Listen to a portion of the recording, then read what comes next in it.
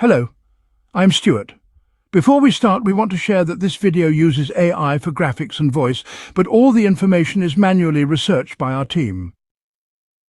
Here in the video, we will share the details for the Minecraft error code 8. The error reads, "Something went wrong. There was a problem loading this world." As per our research, this error mostly comes up on Xbox, especially after cancelling the Marketplace Pass. Players have shared that they are unable to join their worlds due to missing dependencies from add-ons that were previously activated. When trying to remove the add-ons, an unknown error also appears. According to our research, the error is likely caused by missing or locked content linked to the expired Marketplace subscription. First, try power cycling your Xbox and your network.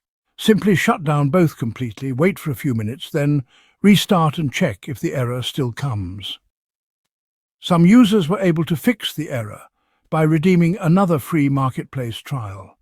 Even if you've used a free trial before, so try redeeming a new 30-day trial and check if this brings your world back. Thanks for watching. This is all we have for the error. If this video helped, don't forget to like, share and subscribe.